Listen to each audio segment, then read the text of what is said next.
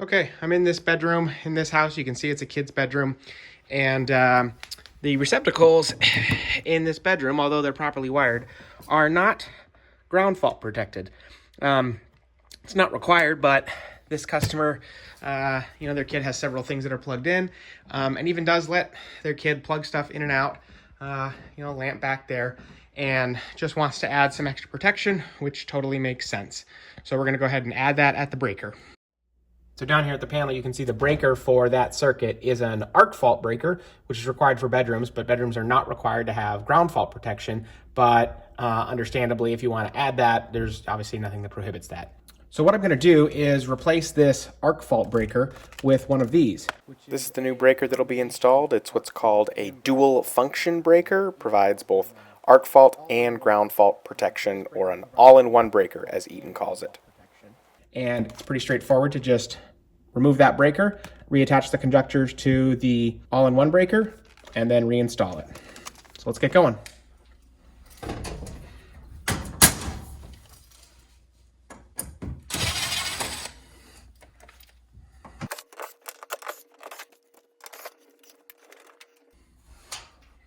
So this is the breaker we'll be replacing. Go ahead and turn it off, and then rack it out, just like that.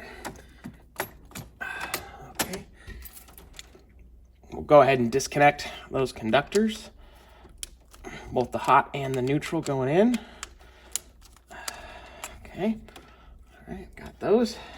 Get them out of the way. Then I gotta find where the pigtail for this is in the neutral bar and get that terminal loosened. All right. So now we'll just repeat that process, but in reverse, with the new dual function breaker or all-in-one breaker.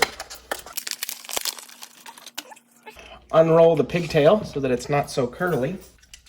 All right, that's better. Twist those strands together and then get it underneath that neutral bar.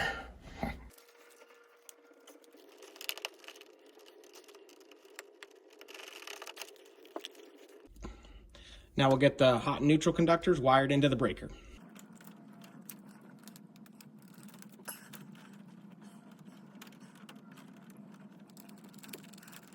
All right, now that I got it wired up, we'll go ahead and rack the breaker back in.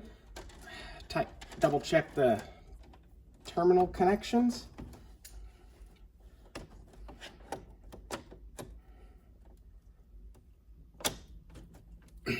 Okay, got that in, and then I like to just double check the connections with the breaker off once it's in place, nice and tight, and then go ahead. So it blinks red, so go ahead and press the test button. Looks like it's working. Rack off, rack on. Awesome. So here I'm just putting the cover back on, but watch what happens here. With the middle screw on the right-hand side, it's a little bit of a funny moment.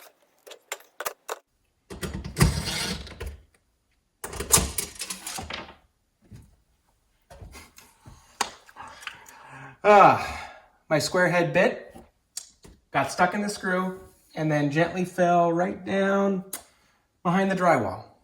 Great. Well, good news is I have another one. All right. New bit head. Finish this up.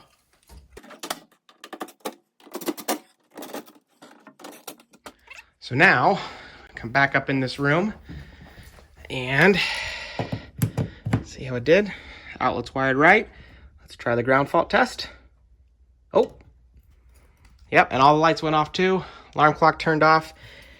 All right, and when we check the panel, there it is. So we'll go ahead and reset it. Good to go.